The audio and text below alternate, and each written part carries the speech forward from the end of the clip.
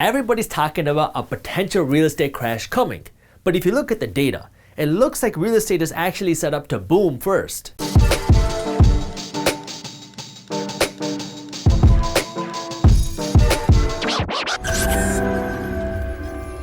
What's up everybody, I am Jaspreet Singh from theminoritymindset.com, where money minds rethink rich. Millions of Americans are out of a job and not paying their mortgages right now, yet real estate prices keep going up. Typically when you see the price of an asset going up very quickly with the fundamentals crumbling, that's a very bad sign. But real estate actually looks like it's set up to boom. I'm a real estate investor and I have a real estate salesperson's license, and everybody keeps talking about how real estate is going to crash because of all these forbearance numbers and because people can't afford to make their mortgage payments and because people don't have jobs. But if you really look at the data, it looks like real estate is set up to boom. That doesn't mean we're not going to see real estate crash. I mean, if this forbearance program ends and millions of Americans don't have jobs and they don't have money to make their mortgage payments, then yeah, we could definitely see a real estate crash. But right now, the way things are setting up, it looks like things are gonna get better before they get worse. I've made a few videos where I talked about the housing market and what could cause housing prices to crash. I'm not gonna go over that in this video, but if you haven't seen the video, I will link it for you in the description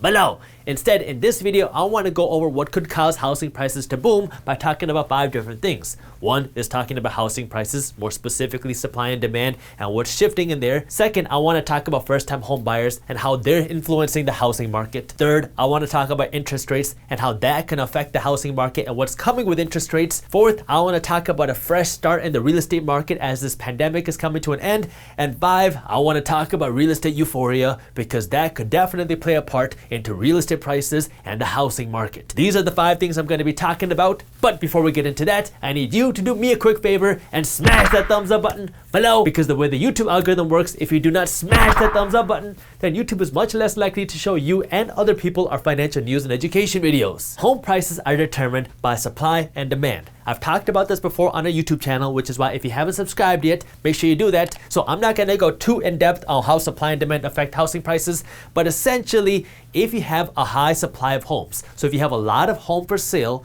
and you don't have a lot of demand, meaning you have a lot of home for sale but nobody buying the homes, then this pushes home prices down because you're listing your home for sale and you're not getting any offers. If you're not getting any offers, what do? You gotta cut the price of your home. On the flip side, if you have a low supply of homes and a lot of demand, now you list a home for sale and you get a dozen offers in the first week. Now what are you gonna do? You're gonna have these buyers bid against each other to buy your home, and there's a good chance if there's a lot of buyers and a lot of interest, buyers will be willing to pay you more than what you're asking for on your home. If that happens, that pushes home prices up. So if you don't have a lot of home for sale and you have a lot of people that want to buy a home, home prices go up. If you have a ton of home for sale and you don't have that many people that want to buy a home, then home prices tend to go down. Right now, we have very high demand to buy a home because interest rates have been slashed to new lows by the Fed. And we have broken new mortgage lows not once, not twice, not 3 times, but 13 times in 2020 alone. That means interest rates have come down to the lowest levels we have ever seen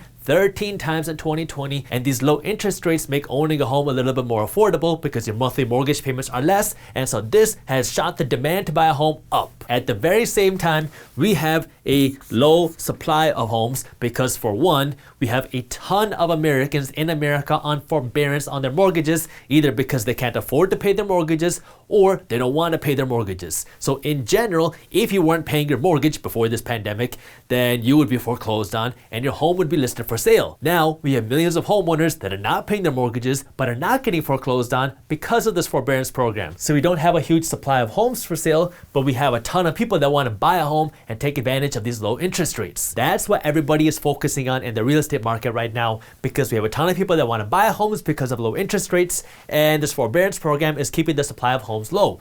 But what we're missing is that there's all this demand to buy a home, but builders cannot build homes fast enough because there's a material shortage because of this pandemic and there's a labor shortage. Right now, the construction industry is short something like 57,000 people because so many people want to buy a home and there's not enough people out there that are able to build homes. People want to buy a home, and it's getting to the point where people are willing to buy homes before homes even start construction. Like right now, the number of homes that have been sold before construction has started is up 90% from just a year ago. So now builders and construction companies are doing everything they can to attract new labor, and so they're willing to pay people a whole lot more now than they were before because they just need work. This is great news for workers because it's giving people an opportunity to get a job. CNBC actually did a story on a guy named Joshua Copeland, who was a 38-year-old chef who got laid off from his job because of this pandemic. His restaurant was hurt and he lost his job, and so now he was unemployed and didn't know what to do, so he became a builder.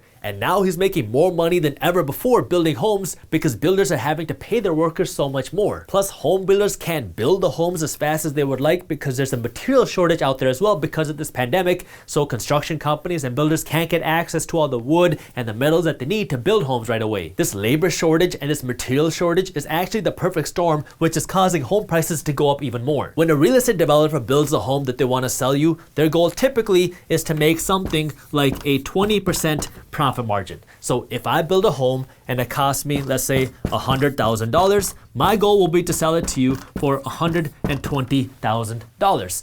Well, now, because of this labor shortage and because of this material shortage, builders are having to pay more money to build a home because if I want to get workers, I have to pay them more money. It's very good for the worker, not good for the builder, because now this builder has to pay more money for the labor, and if I have to pay more money for the materials, that means my cost goes up. So now, if it used to cost me $100,000 to build a home, because of these added costs, because of the higher labor costs and the higher material costs, it might cost me something like $115,000 to build the exact same home now. Well, if I have to pay $115,000 to build a home, then I can't sell it to you for $120,000 because I'm not going to make any money. Now, I'm going to have to sell it to you for $138,000 because I need to maintain my profit margins. So this is pushing home prices up because my cost to build a home is going up. Not to mention, if I don't have people to build homes, that means the supply of homes is going to stay small because it's taking me longer to build a home. And if I don't have the materials to build a home, that's also going to keep the supply lower because I don't have the material to build a home. So now, if I don't have the material or the labor to build a home, this is keeping the supply lower and it's raising the price to build a home, which is causing home prices to go up here because the cost of building a home is higher, and it's keeping the supply lower, which also helps push home prices higher. Second, let's talk about first-time home buyers, because in any given healthy real estate market, first-time home buyers are typically making up something like a third of all home buyers in the market. Well, right now, first-time home buyers are actually at some of the lowest levels in decades. What it looks like that means is right now we have all this demand to buy a home, but a lot of this demand is not from first-time home buyers. It's from people buying their second home or their third home, and they've already built equity in some of their homes. And so these are people that might have already bought a home and built some equity and are now buying a new home. The reason for that, if I had to guess, is the affordability of homes, because a lot of first-time home buyers are young professionals, millennials, and they might not have $100,000 or whatever they need to go out and buy a home. The affordability of a home depends on three different factors. It depends on what the home price is, obviously. It depends on interest rates, because this determines how much you have to pay every single month, and it depends on what your wages are, because if home prices go up and your wages double, then the increase in home prices doesn't matter as much because you're making more money. Home prices keep going up. That makes owning a home less affordable. Well, interest rates also keep going down. This makes owning a home more affordable. But at the same time, wages are kind of a question mark because we have a lot of Americans that are out of a job. So lots of households have lost an income stream, and that makes it more difficult for somebody to go out and afford a home. Not to mention the fact that home prices are growing way faster than wages are, so it's becoming harder and harder for people to afford their first home. This is where things become very interesting, because right now we already have a lot of demand to buy a home, and this demand is pushing real estate prices up, but at the same time, we don't have as many first-time home buyers as we would like to see in a healthy market. So we have a lot of demand even though we don't have a lot of first-time home buyers. And now with Joe Biden coming to office, Joe Biden wants to give first-time home buyers a $15,000 credit. Let's say $15K, so you can go out and buy your first home. So the goal with that plan is to make it more affordable for these first-time home buyers to finally be able to buy a home, because the government's gonna say, hey, you wanna buy a home? Here's $15,000 for free. That way you can go out and buy a home, which would make buying a home more affordable, at least for a little while. And so now, what is that going to do? That would push demand up even more, because now you have this whole market of first-time home buyers that has been kind of left out. That would make it more affordable for them to buy a a home. The reason why I said that's probably going to push up demand for a little while is because when this free money gets offered, probably what's going to happen is these first-time home buyers are going to run out and try to buy a home to take advantage of this $15,000 for free. And then when all these people go out to buy a home, you could see another boost in home prices because now everybody's trying to take advantage of this free $15,000, and this makes home prices go up even more, which is great for homeowners, but it's not so good for people trying to be a homeowner because now it's even more expensive to go out and buy a home. Now, I should say that this $15,000 program for first-time home buyers has not been approved yet, but it's something Joe Biden says he wants to do. So if it gets approved, that could cause another increase in the demand to buy a home, which would push home prices up even more. Third, let's talk about interest rates, because interest rates determine how much money you're gonna pay every single month on your mortgage, and interest rates have come to new lows 13 times in 2020 alone. So getting a mortgage or refinancing your mortgage is the cheapest it has ever been. And right now, it looks like interest rates are only going to continue to go lower because the Federal Reserve Bank, the Fed, who's in charge of interest rates, keeps saying that they want to keep interest rates low to keep stimulating the economy. Plus, our economy isn't in the clear yet. We have millions of people out of a job. We have millions of homeowners that are on forbearance on their mortgages, and we have millions of tenants that are behind on their rent. And so our economy is still kind of on really choppy waters. And so a lot of people are still relying on government aid. And so chances are that we could see interest rates come down even more. If interest rates come down even more, now I don't know if this will happen or not, but if interest rates come down even more, then that would push the demand to buy a home up even more because it's even cheaper to go out and buy a home. In the real estate world, there's a rule of thumb that says that every 1% the interest rates come down, home values go up by around 11%, because every time interest rates come down, you see this new boom in demand, and that pushes real estate prices up because you have more buyers out there, and when you have more buyers, that pushes real estate prices up. If you already own a home, this is great news because that means now you can refinance your mortgage, get a cheaper loan, and save a ton of money on your mortgage by doing nothing except just refinancing into a new, cheaper mortgage. Now, one thing that I do not recommend is trying to time the interest rate market because we don't know when interest rates are going to go up. Yes, there's a chance that the Fed could come in and cut interest rates even lower to stimulate the economy, but interest rates are already the lowest that we have ever seen. So yeah, while there's a good chance that interest rates will go low and there's a good chance that interest rates will continue to stay low, there's also a chance that interest rates can go up. So if you've been thinking about refinancing your mortgage, do not wait to do that because you're trying to perfectly time the interest rate market, because there's no way to perfectly time that. And so take advantage of low interest rates while you can. If you do own your home and you want to see how much money you can save by refinancing, and you want to see how you can save the most money by refinancing, our team has wrote articles on this on our website, theminority-mindset.com, and I'll also link an article for you up here and in the description below. Fourth, I want to talk about this fresh start because hopefully, fingers crossed, we are at the tail end of this pandemic, and if that's the case, I think everybody's gonna have like this big breath of fresh air when we can go out and live our lives normally without kind of worrying about this pandemic. Well, specifically for the real estate market, lots of people have been putting off their home buying decisions until 2021 because of this pandemic, and you have a lot of experts out there saying that, oh, 2021 is going to be the best time to buy a home because now we're going to have a vaccine, because this pandemic's going to go away. And so lots of people have just been waiting for 2021 to come. That way they can go out and buy a home. Plus, wintertime is the slowest time in the real estate market. So if the spring comes and this pandemic is going away and it's getting warmer, and now out come all these people that have been waiting to buy a home but haven't bought a home because of this pandemic, well, that could push demand up even more along with everything else going on. And if interest rates are still low, or if interest rates are lower than what they are now, chances are, yeah, this fresh start into 2021 and this new life after the pandemic is gonna push the demand to buy a home even higher. And finally, this brings me to number 5, euphoria. You hear the word euphoria a lot when people are buying assets without actually knowing what they're buying. So if you think of Bitcoin back in 2017 when that big boom happened, you had a lot of people buying Bitcoin with the hopes of getting rich overnight because there was euphoria with the whole idea that you could get rich very quickly. You saw the same euphoria in the real estate market before the 2008 crash because you had so many people buying homes and leveraging up homes because they thought that real estate will never go down in value, and if you buy real estate, you will become rich almost overnight. That was euphoria. You saw the same euphoria in 2000, 2001 when the dot-com boom happened, because everybody thought that if you start a business and you have the word .com at the end of it, you were going to become a multi-million-dollar massive business. And so people were investing their money into these .com businesses thinking that they were going to become rich overnight because of this euphoria, and then ultimately all of these three things came crashing down. Anytime you see euphoria in an asset class, it doesn't matter what you're talking about. Real estate, stocks, cryptocurrency, it doesn't matter.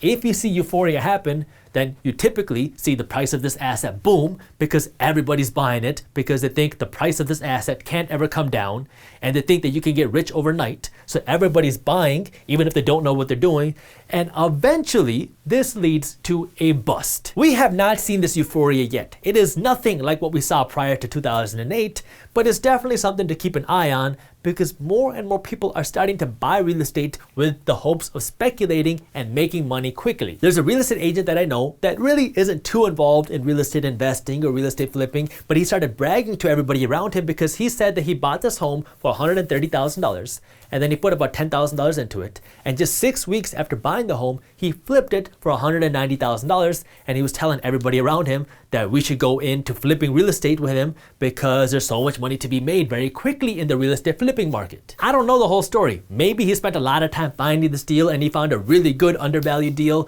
or maybe this buyer just really wanted to own this home when they paid above asking price. I don't know. But this always kind of gets me thinking when somebody who's not too experienced in something starts to make a ton of money and they start telling everybody else around them why they need to start buying this asset because there's a lot of money to be made very easily. This is happening around the country because distressed real estate is seeing a huge boom with all these new investors trying to buy a distressed real estate, maybe because they think that the price of real estate is going to go up very quickly. I don't know. This euphoria does not happen overnight. It is kind of a gradual phase initially, but if you continue to hear people talking about how much money they're making very quickly in real estate by doing nothing except holding the property for a week or a month or 2 months, that is definitely something you want to pay attention to, because if you start to see euphoria and you start to see a bunch of people buying real estate without knowing what they're doing just because they think that they're going to get rich overnight, well then you want to buckle your seatbelts. But you should also remember that the real estate market is not the same as the stock market. In the stock market, prices move very quickly because you can buy and sell a stock in a fraction of a second. So you can see euphoria happen and you can see a crash happen all in one day because the stock market is emotional and people can buy and sell stocks very quickly. In the real estate market, it doesn't work like that. It can take 6 months to buy and sell a home, maybe even a year depending on where the property is. And so to see a real estate crash, that doesn't happen overnight. It doesn't happen in 6 months. It takes years for that to happen. Like during the 2008 crash, real estate prices started to come down in 2008, but they didn't bottom out until 2012. It took 4 years before real estate bottomed out. The stock market, on the other hand, bottomed out in 2008 and it fully recovered by 2012. So you need to remember that real estate is much slower moving than the stock market. So when everybody says, oh, real estate is going to crash in 2021, it doesn't happen overnight. It's a much more gradual shift. And it's too early to say if real estate is going to crash yet because we don't know what the job market's going to look like when this pandemic is over. If you enjoyed this video, here's the video that I think you'll love, and while you're at it, subscribe to our YouTube channel and join our free finance and business newsletter. And as always, keep hustling. But hypothetically, if you went out and you refinanced your mortgage, it would cost you $440 a month to refinance this $92,000 at a 4% interest rate. So you'd be saving something like $97 a month if you went out and refinanced today.